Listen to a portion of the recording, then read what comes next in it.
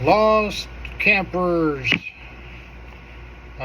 We are starting in the book anyway, chapter 8.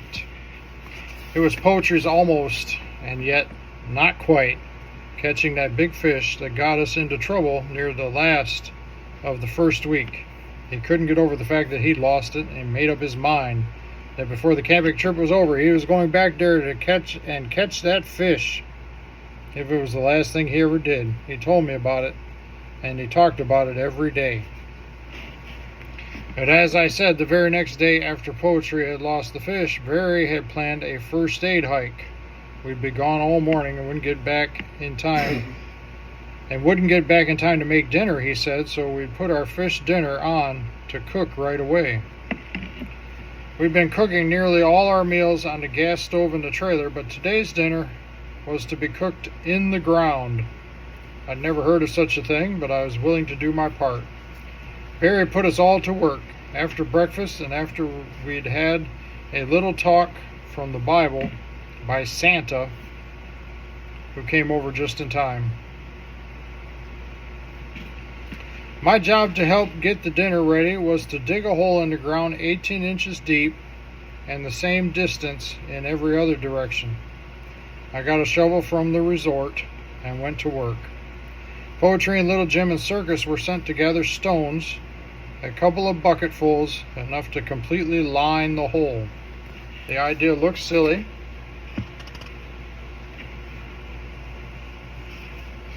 but Barry told us to do it, and so we did.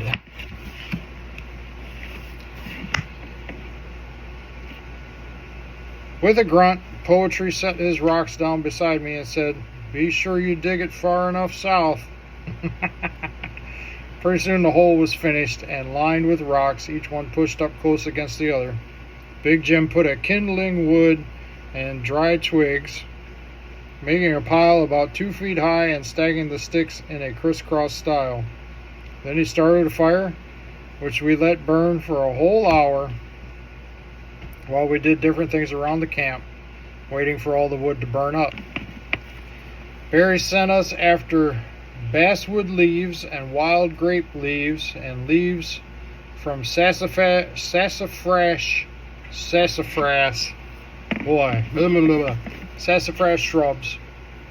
And when we got some lettuce leaves, and we even got some lettuce leaves, which we found in the icebox. "All right, Bill, bring your shovel," Barry called, which I did. "Now scoop out all the ashes and live coals and pile them here. Circus, get a bucket full of sand, quick. Dragonfly, get those old burlap sacks there by the trailer door and soak them in the lake and bring them here as wet as you can." It still looked very strange to us, but we obeyed anyway. And soon I had all the coals scooped out, leaving nothing in the hole but the hot stones. Barry lined them with the green leaves, and then quicker than anything, he put in about a dozen big fish steaks right in the center of the hole. All around the fish, he put potatoes and corn on the cob and carrots. On top of that, he spread more green leaves and more stones. Then he laid on the soaking wet burlap sacks just as Circus came puffing up with a pail of sand from the beach.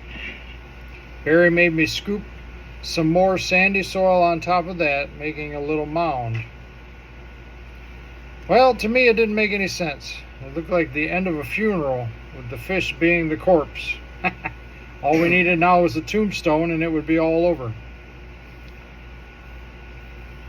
So I said to Poetry, calling him by his real name, which is Leslie Thompson, "Leslie," I said solemnly, "go get your fishing pole, the one you caught the 20-pound fish with, and we'll set it up for a tombstone."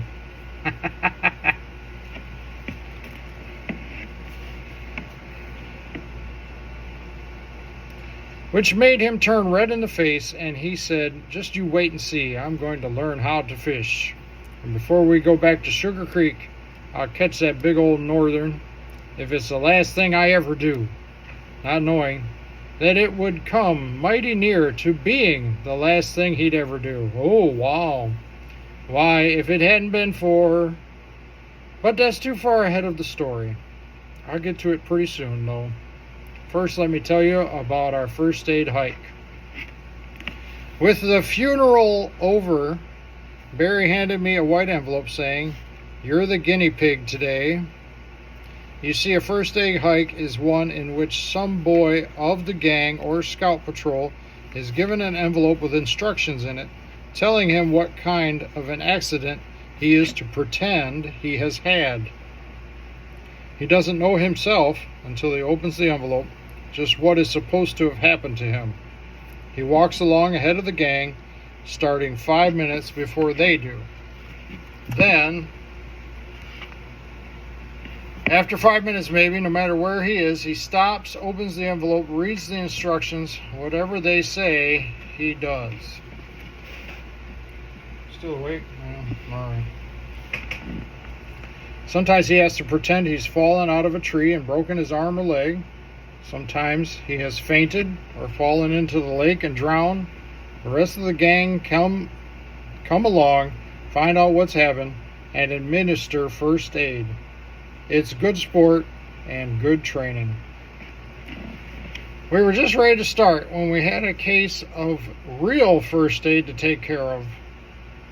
Poetry had reached up under his shirt to scratch his side and felt something funny there, so he jerked back his shirt tail and looked. And there was a little wood tick sticking head first right into his side. In fact, that tick's head was completely buried. Now, I'd read about wood ticks in a book, and they're dangerous if the head gets left in when you pull them off. You might even get a fever and be sick. It didn't take long to take care of the tick, though. Big Jim knew exactly what to do, and Barry let him do it. He sent Dragonfly after a match in the trailer. Then he lit the match and let it burn until there was a red-hot coal on the end. Then, quick as a flash, he touched the hot end of the match to the tail of that wood tick, being very careful not to touch Poetry himself.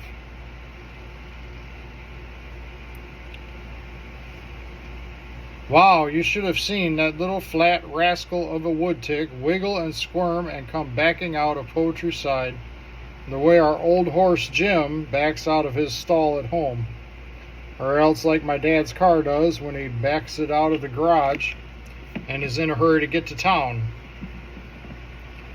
Although Big Jim did have to use another match to make him back all the way out. And now for the hike. I took the white envelope and started off down the lake shore, only to be stopped by Poetry, who yelled, "Hey!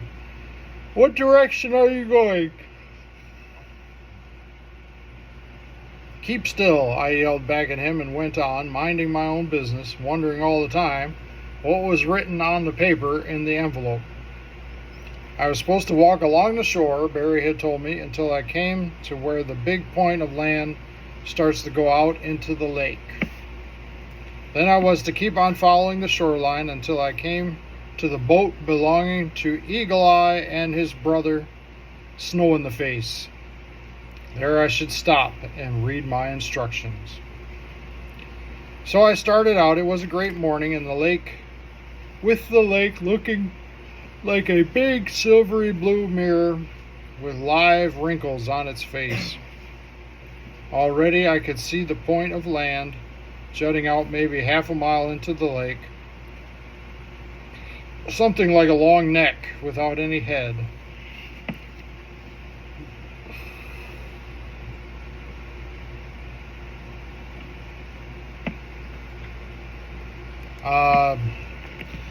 That was where Poetry and I had been lost that other day before we knew very much about the territory up there. And that explains why we could hear a loon first on one side of us and then on the other. There had been two loons, and they were hollering to each other across the neck of land, like two boys hollering to each other across a schoolyard. On the other side of the neck was a sandbar, and nearby were schools and schools of walleye that like to chase after minnows. On the other side, too, was a long shoreline of bulrushes where, in different places, some big northern pike lay in hiding on the bottom of the lake, waiting for a live breakfast or a live dinner or supper to come swimming along. Then they would shoot like torpedoes under the water straight toward that dinner. And if that live dinner happened to have a hook in it with a boy on the other end of the line, the northern pike himself would turn into dinner for a hungry boy.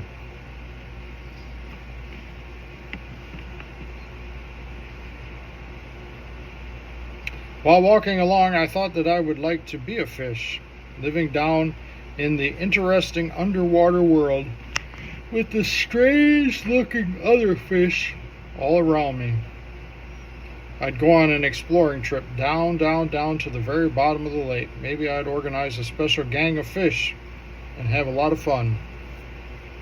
There'd be a big northern pike and a little northern pike, a fat sunfish and an acrobatic bass, a very wall-eyed pike, and a red-fin spotted muskellunge, which would be me with my red hair and freckles. Muskellunge. I don't know what kind of fish that is. I'm not a fish guy, really. You sleep yet, Bud? Alright, I think Bud's gone. Let me mark my spot. Have a good night, everyone.